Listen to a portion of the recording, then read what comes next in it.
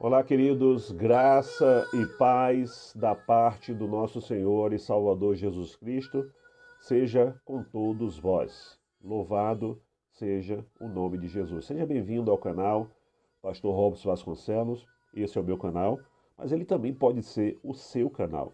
Basta você se inscrever, você dar o seu like, você compartilhar e também fazer comentários a respeito do nosso vídeo.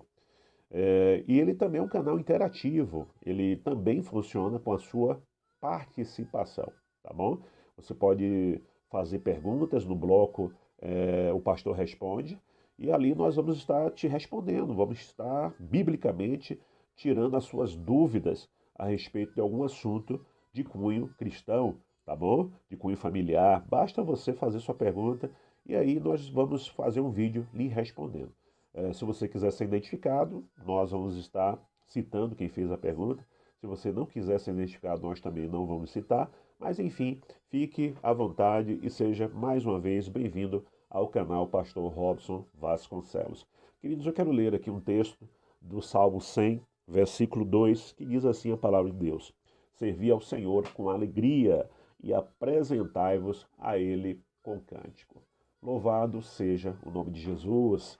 Queridos, eu vou completar 37 anos com o Senhor e nesses 37 anos acompanhando, fazendo parte da igreja brasileira, da igreja evangélica brasileira, eu tenho visto muitos modismos acontecendo, eu tenho visto surgindo muitas fábulas, muitas coisas, tenho visto a dificuldade de compreensão de muitas coisas que têm acontecido.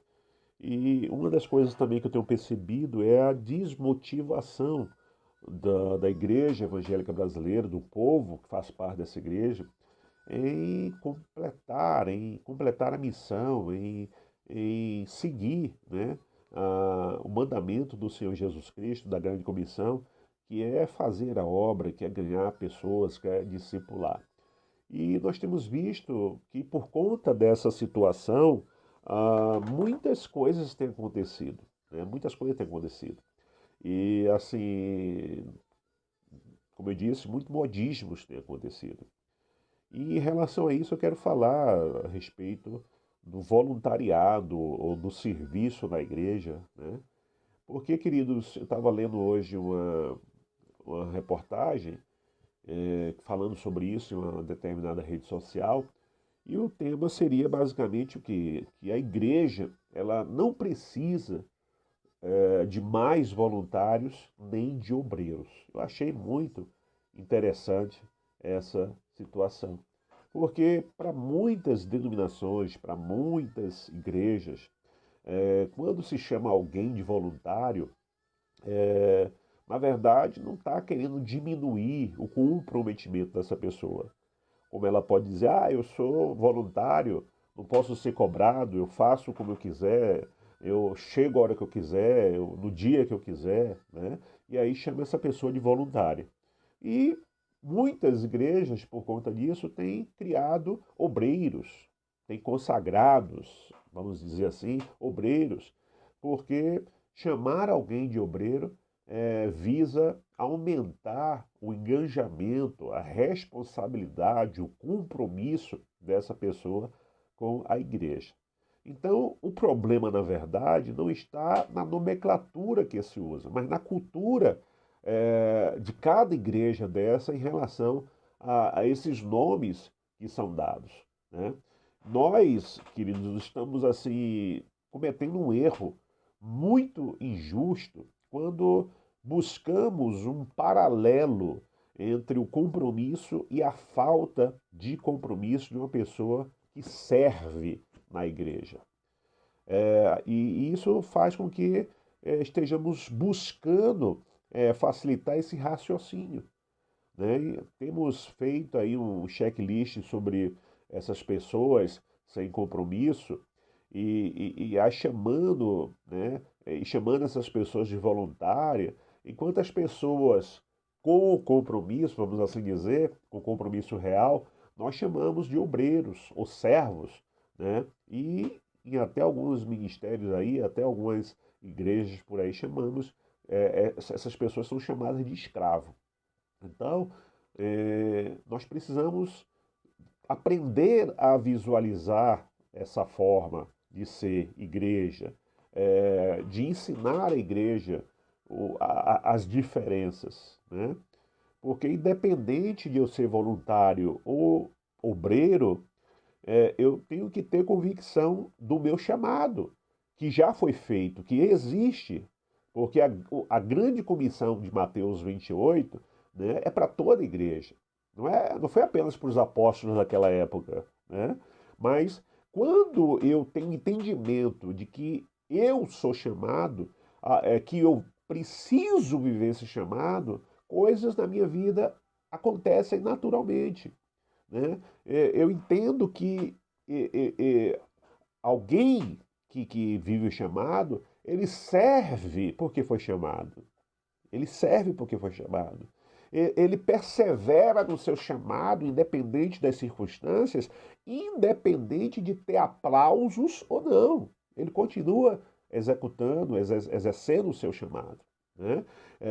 Ele vive na presença do Eterno em todo momento. Porque em todo momento da sua vida ele está cumprindo o seu chamado. Ele glorifica a Deus não apenas no palco onde todos estão vendo, mas ele glorifica a Deus também no seu secreto. Porque o seu secreto também faz parte do seu chamado. Ele não se separa a vida do chamado do ministério, não existe isso, a vida dele é um todo, tudo faz parte. Ou seja, a pessoa que vive o seu chamado, ele entende que ele é de fato um cooperador do céu. Mas, e alguém, queridos, que vive na modinha? O que é que essa pessoa pensa? O que é que essa pessoa vive? Qual é a prática dessa pessoa? Né? Aquele que vive na modinha, ele serve quando quer, ele serve quando lhe convém. Né? Ele escolhe o que fazer. Ele, ele não entende que ele foi escolhido para fazer, mas ele escolhe o que fazer. Ele espera, ele deseja, ele almeja ser notado, observado, visto, aplaudido, né? Ovacionado. Ele faz com o que sobra, né? Ele faz com o que sobra. Ele enxerga a tarefa, não a identidade dele como servo. E ele serve a Deus com a mentalidade do mundo. Qual é a mentalidade do mundo? Né? O que é que eu vou ganhar? Que lucro eu vou ter se eu fizer isso? Então, esse é alguém que vive na modinha da atualidade. O nome que você chama as pessoas que servem a Deus, que servem à igreja local e ao próximo, é o menor do problema da atual igreja evangélica brasileira. Então, o que é preciso se preocupar e trabalhar é sobre a cultura de serviço, né, que não seja abalada pelo nome que você, que a sua igreja, coloca no pessoal que está com você, no pessoal que deseja servir ao Senhor junto com você. Então, queridos, nós precisamos ter esse entendimento, né? Estabelecer uma cultura. Então, a igreja ela precisa de filhos, né? Ela precisa de filhos maduros, ela precisa de homens e mulheres que conhecem a sua identidade em Cristo e que assumam uma postura de serviço ao próximo e à igreja local, pelo encargo que receberam. Porque a quem muito é dado, muito também será cobrado. E o texto, repito, né, diz: servi ao Senhor com alegria e apresentai-vos a Ele com cântico. Servir ao Senhor, queridos, é mais do que gratidão pelo que Ele fez na cruz do Calvário. Servir ao Senhor com alegria é mais do que conhecimento, reconhecimento e gratidão do seu nome, está escrito no livro da vida.